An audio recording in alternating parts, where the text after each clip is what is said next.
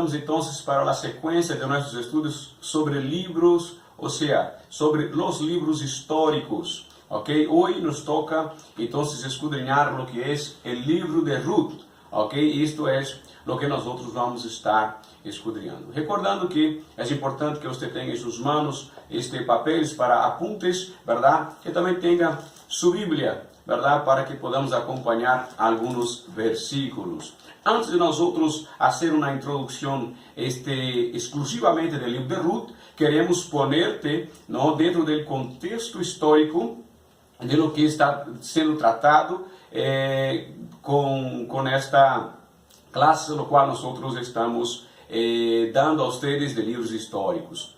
Entonces nosotros hablamos, ¿no?, de aquel primer periodo en donde Dios está dando la autorrevelación por medio del Pentateuco, los 5 primeros libros de la Biblia, y luego enseguida, mis queridos hermanos, nosotros vamos a ver entonces lo que fue la transición de liderazgo de Moisés para el liderazgo de Josué. Es en este punto, cuando empieza Josué entonces a liderar, que empieza entonces nuestros llamados libros históricos, que va entonces desde el libro de Josué hasta el libro de Esther. Entre estos libros, o el conjunto de libros, van a aparecer 2 libros con nombre femenino. Uno es Esther y el otro es Ruth. Entonces, que son los personajes principales de la historia, lo cual está siendo narrada.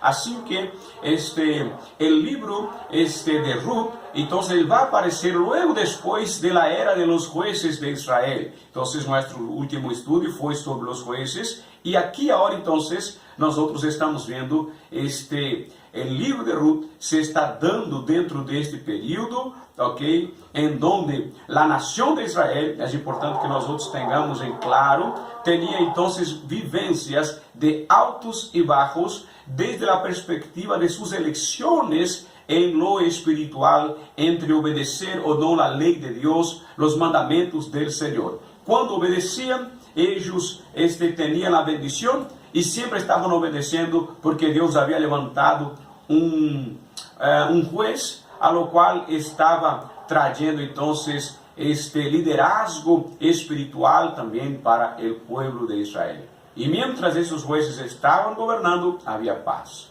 Y cuando no, entonces había hambre.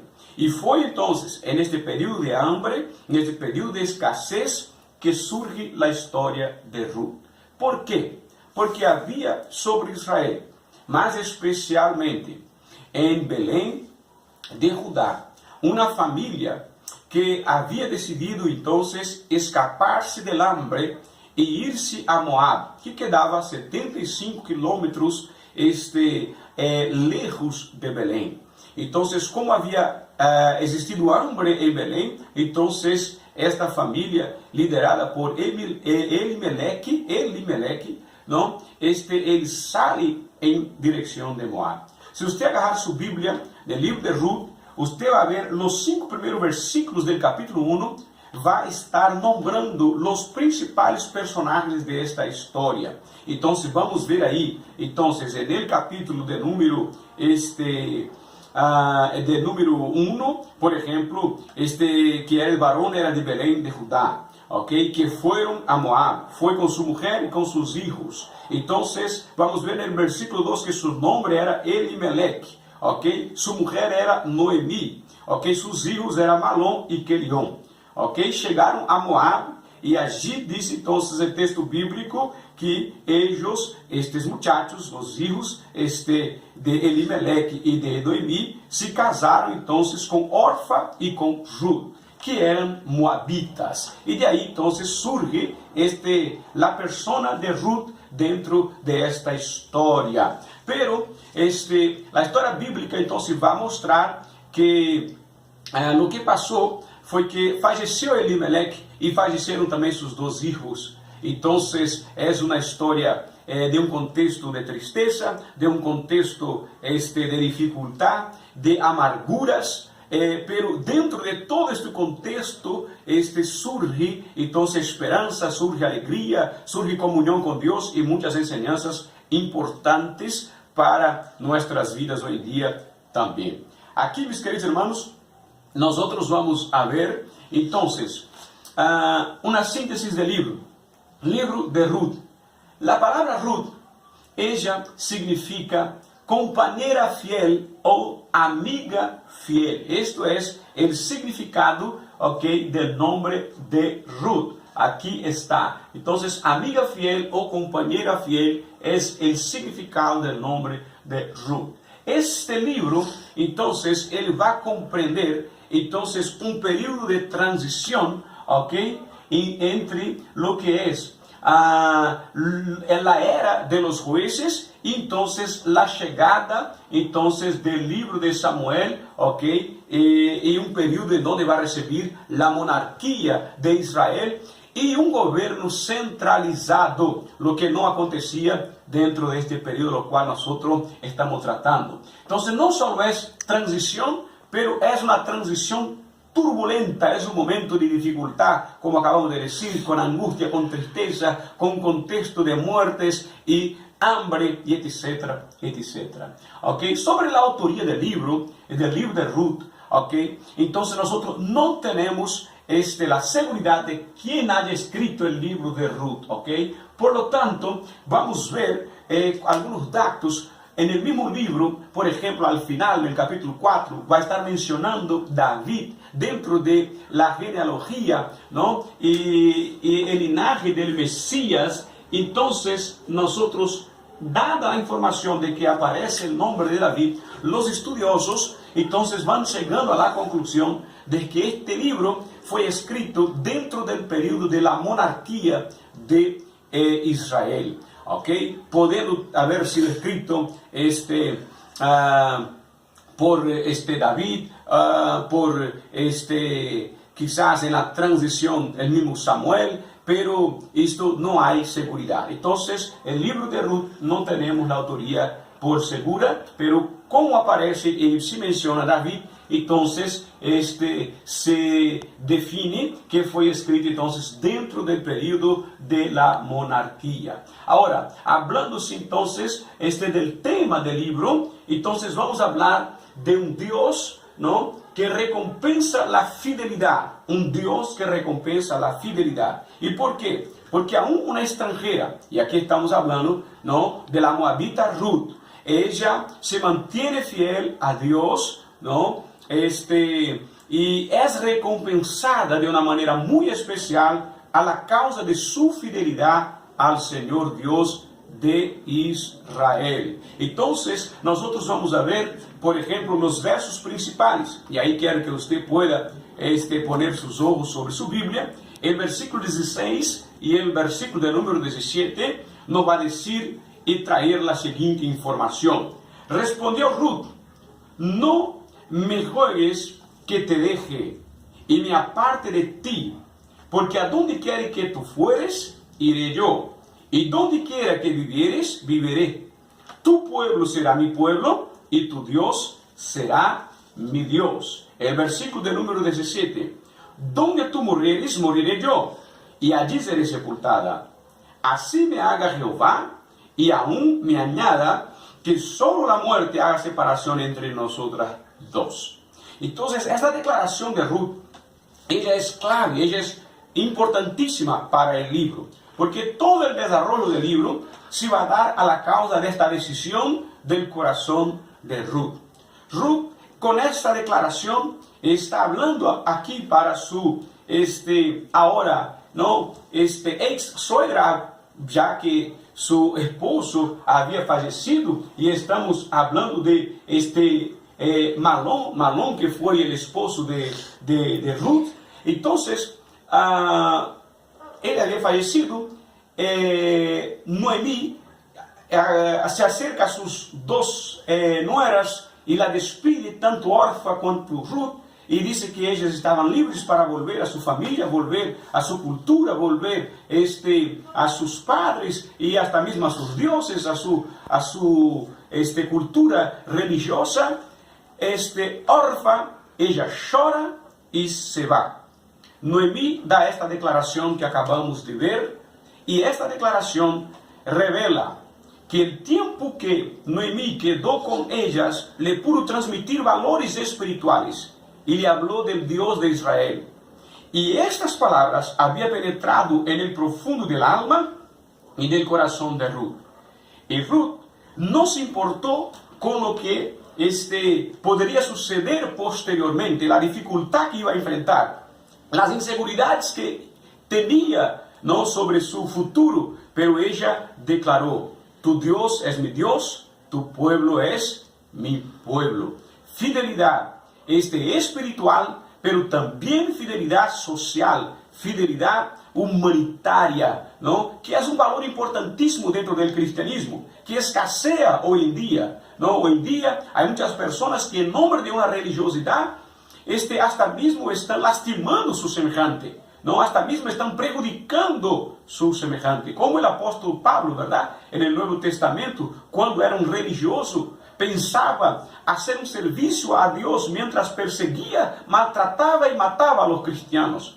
Hoy en día muchos cristianos están dentro de las congregaciones, dentro de las iglesias, maltratando al otro, no queriendo perjudicar al otro, hablando mal del otro. Pero aquí vemos un ejemplo muy importante para el cristianismo. Ruth es una moabita, pero ella toma una decisión: tu Dios es mi Dios, tu pueblo es mi pueblo.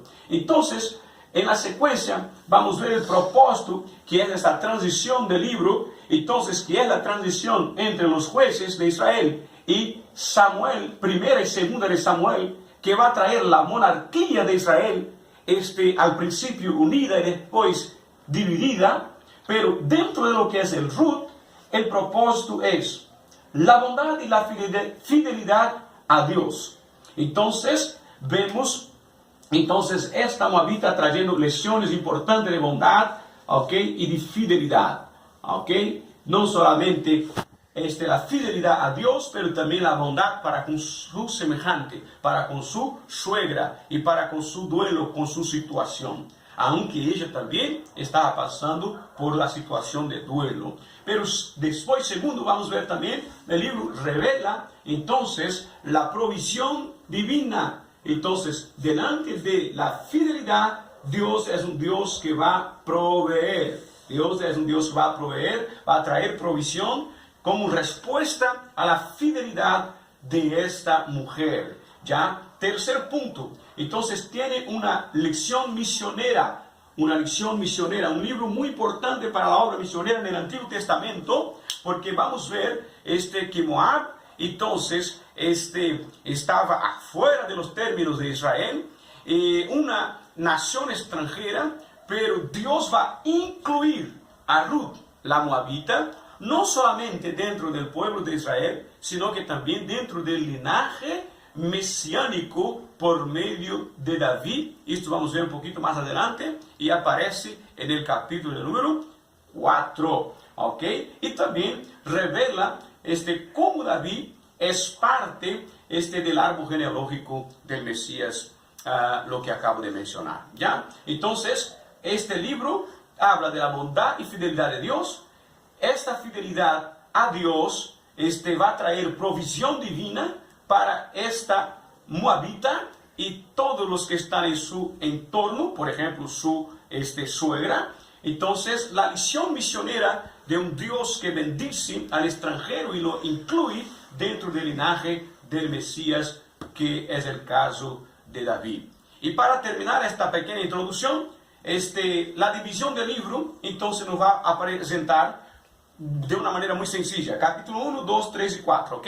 Capítulo 1, 2, 3 y 4, Ruth, entonces incorpora-se a Israel, ¿ya? Ruth es objeto de atención de Booz, ¿ok? Ruth apela a Booz como su redimidor, él va a redimirla, ¿ok? Y aquí hay una lección muy importante también para el cristianismo, ya lo mencionaremos más adelante. Y Ruth se casa con Booz, haciendo así parte entonces de la genealogía mesiánica, cuando oficializa el casamiento con Booz, ¿ya? Y concluyendo, importante también mencionar que en el Antiguo Testamento hay una importancia muy grande sobre el significado de los nombres. Ya hemos dicho, Ruth significa compañera fiel, amiga fiel, fidelidad. Noemí, que era su suegra, entonces ella significa su nombre, dulzura, placer, ok? De hecho, ella después pide para que cambie su nombre para Mara, que era amargura. Booz significa fortaleza y es la redención para Ruth y es la fortaleza de Ruth en una tierra que era para ella diferente, ella ahora era extranjera en Israel. Orfa, ¿no? Que también significa dura de servicio. Ella fue dura, tomó una decisión de no seguir, ¿ya? Y también tenemos Elimelech, que es mi Dios es rey. Elimelech, mi Dios es rey. Mahlón y Kelión, que son hijos de Noemí. Elimelech, significando Mahlón, enfermo, ¿ya? Y Kelión significando entonces despreciado, ¿ok? Muy bien, entonces un poquito de los significados de los nombres de los principales personajes del libro para nuestra meditación y también para entendimiento en la secuencia de lo que vamos a estar hablando. Vamos a hablar un poco sobre la provisión de Dios para Ruth y Noemí, ¿ya? Entonces este es nuestro asunto y lo que queremos destacar como texto, base para este entendimiento, entonces es el capítulo 2, ¿no? El versículo 1 por delante, porque aquí vamos a ver entonces la narrativa de esta provisión. Ahora, usted cuando puder rever este video, ¿no? En casa, es importante que usted pueda pausarlo y pueda hacer la lectura del texto, entonces de estos 23 versículos dentro del capítulo de número 2, ¿ok? Entonces, que va a empezar hablando, entonces que Noemí tenía un pariente, ¿ok? Que era pariente de su marido, en verdad, hombre rico, de la familia de Elimelech, ¿ok? Lo cual se llamaba Booz. Y de ahí empieza entonces toda la historia de la provisión de Dios. Y que vamos a entender un poquito mejor avanzando aquí con nuestros estudios. Entonces, para esto vamos a ver que la clave del capítulo 2 es el versículo 12. Jehová recompense tu obra y tu remuneración sea cumplida de parte de Jehová Dios de Israel, bajo cuyas alas has venido a refugiarte. ¿Ok? Entonces, es un versículo clave. ¿Por qué? Porque aquí está resaltando lo que es el primer período de este video, Dios recompensando lo que fue la fidelidad de la moabita Ruth. ¿Ok? Entonces, la respuesta que está dando Booz es que Jehová sea la recompensa, porque a Jehová fue la fidelidad. Y ella fue refugiarse en Jehová. ¿Ok? Entonces, la fidelidad está siendo, en verdad, aquí recompensada. ¿Ok? Entonces, vamos a ver la verdad central, entonces, aquí, entonces, es las maneras como Dios, entonces, ha dado esta provisión para Ruth y para Noemí, ¿ok? Entonces, aquí nosotros vamos a ver, en el desarrollo de una historia común, una historia, que está llena de cuestiones culturales de aquellos entonces, ¿no? Porque era la cosecha, era una ley, vamos a mencionar aquí, una ley hasta mismo de atención hacia el extranjero, pero delante de situaciones comunes, una provisión especial de parte de Dios, ¿no? Para Noemí y para su nuera Ruth, ¿ok? Entonces, aquí está una linda imagen del campo, porque aquí nosotros vemos entonces lo que era el pueblo de Israel trabajando mucho con el plantío, con el cuidar de la tierra, con las cosechas y etcétera, ¿ya? Entonces tenemos aquí algún propósito, entonces es ver, ¿no?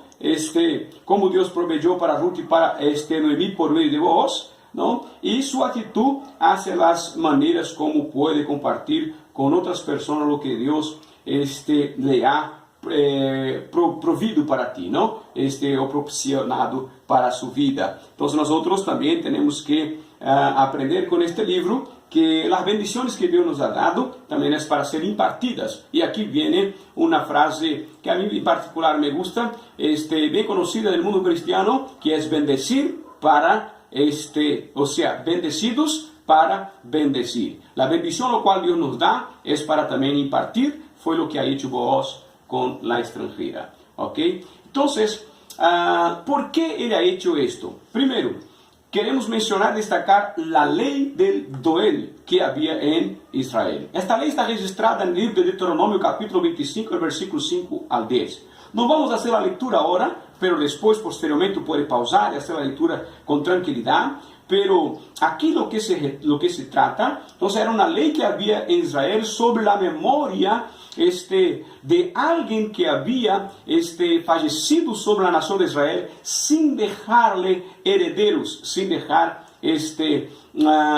hijos y remidores. Entonces, en el caso de Ruth, ella había perdido su marido, pero no había tenido hijos. Por lo tanto, la ley decía que un pariente cercano deveria entonces contrair el matrimonio con la viuda y suscitar el nombre del fallecido, ¿ya? Y de esta manera él tenía que también tener algunas responsabilidades sociales también, como resgatar el campo, por ejemplo. Ellos perdían lo que tenían por cuestiones de deudas, por cuestiones económicas, pero había un año, que era el 50º año, en cual podría resgatar estas posesiones, pero por medio de alguien que tenía condiciones de hacerlo, en el caso un pariente que podría se nombrar el pariente remidor. ¿Ok? Ahora, ¿qué esto nos enseña? La ley del Doel. Es que esta redención, ella nos apunta a Cristo. Ella es un antitipo del tipo de Cristo, que es nuestro pariente remidor, que nos ha redimido de nuestros pecados, de nuestras faltas. Antes extranjeros éramos, y Dios nos ha entonces propiciado entrar en la familia de Dios por medio de la redención hecha por Cristo Jesús. En el caso de la historia a lo cual estamos aquí, fue Booz esta figura del pariente remidor, ¿ya? ¿Qué más? Entonces, la ley de la provisión, Levítico 23, 22, Deuteronomio 24, 19, que hablaba, entonces, que cuando el israelita estuviera haciendo su siega, su cosecha, él debería dejar que algunas espigas pudieran caer por el camino, para que por detrás de ellos el pobre que vendría pudiera cosechar algunas espigas, y no solamente el pobre, sino que también el extranjero. En el caso, Ruth fue beneficiada por la ley de la provisión, ¿ok? Por esto que el libro va a hablar entonces de la recompensa de Dios por la fidelidad de Ruth, ¿no? Y revela la provisión divina, porque es la propia ley de Dios que está estableciendo esta provisión hacia el extranjero y hacia al pobre, ¿ya? Entonces, en Deuteronomio 24 vamos a ver la repetición de esta ley, ¿ok? Manifestada en Israel. ¿Ok? Entonces, con esto, nosotros vemos que la nación de Israel tiene, y hasta hoy tiene, una cultura de trabajo, ¿verdad? Una cultura de trabajo. El israelita tiene muchos beneficios, de riquezas, no es un pueblo prosperado por Dios, pero es un pueblo trabajador. El que no trabaje, que coma, tampoco coma. Pero en el caso, la ley de Dios está diciendo que el extranjero, el pobre, debe ser beneficiado por la ley de la provisión. Aquí tenemos entonces un bosquejo de este capítulo 2, ¿no? El encuentro entre Ruth y Booz. Ya Booz provee para las necesidades de Ruth y de Noemí, y el gozo de Ruth y de Noemí, porque llega esta noticia de que Booz es el pariente remidor, ¿no? Llega esta noticia de que Ruth logró tener la atención de Booz, ¿no? Para poder entonces redimirle, y de hecho Booz puso sus ojos en Ruth con esta intención de redimirla. Entonces hay gozo, hay alegría en momentos de tristeza, de escasez. Ella es una mujer, Noemí, ¿no? Que significa dulzura, pero que había pedido que su nombre pudiera ser Mara, amargura. Entonces la historia empieza a ser diferente, empieza a ser cambiada, ¿ya? Entonces, en este encuentro, entonces vamos viendo entonces el inicio de esta provisión que Dios está dando para esta extranjera. Y a pesar de que el libro de Ruth tiene todo un romantismo, pero vemos un romantismo puro, un romantismo, ¿no?, que revela un corazón sincero hacia Dios. ¿Cuál es este corazón? El de Ruth, ¿no? De una mujer extranjera, pero que a pesar de todo, de que está yendo, ¿no?, a hablar con Booz, a acostarse a sus pies en el día de la cosecha y todo esto, pero hay pureza, hay integridad, hay fidelidad a Dios, hay compromiso con el Dios de Israel y entendimiento también de las leyes a lo cual ella está submetida, ¿no? Como de la provisión que acabamos de decir. Entonces Booz, él va a proveer para Ruth. Ruth, cuando vuelve al encuentro de su suegra, vuelve, ¿no?, con una cosecha linda, porque Booz había dicho para sus cosechadores que dejara, ¿no?, espigas por el camino para que ella pudiera cosechar con una manera más tranquila y fácil. Entonces, de hecho, Ruth va a gozarse, alegrarse con Noemí por causa de la cosecha que había tenido. Entonces, podemos aprender con esto algunas cosas y tener de aplicación para nuestras vidas, ¿no? Que es la paciencia, ¿no?, de las áreas más débiles de las vidas de muchos cristianos. Nosotros necesitamos entonces de tener la calidad, ¿no?, calidad espiritual necesaria para poder sobrellevar las debilidades, los problemas, las dificultades. Y aún en la dificultad, no murmurar, no reclamar, pero sí aguardar en Dios, ¿no?, en su misericordia y en su provisión. Porque el corazón sincero, el corazón fiel, será recompensado de alguna manera en algún momento, ¿ya? Entonces, y esto luego pronto no será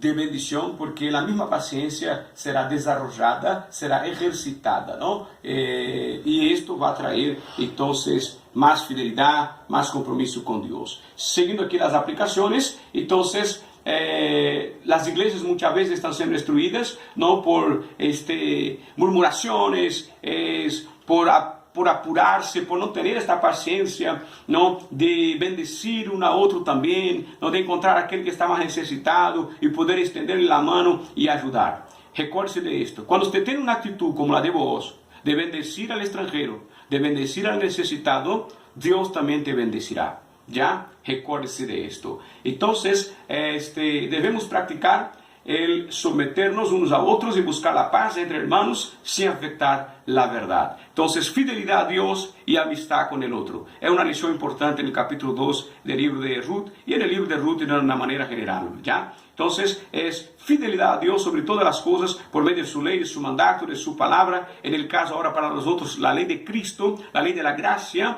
¿no? Pero sin dejar de conectarla. O sea, conectar esta verdad al amor al otro, al cuidado con el otro, ¿no? Y sermos cristianos verdaderos que no vamos a estar, primero, sin ayudar al que necesita, y segundo, jamás siendo aquel que produce contendas, que produce enemistades, y etcétera, y etcétera. ¿Ya? Entonces, un poquito aquí sobre el libro de Ruth para nosotros, y seguiremos en un cachito.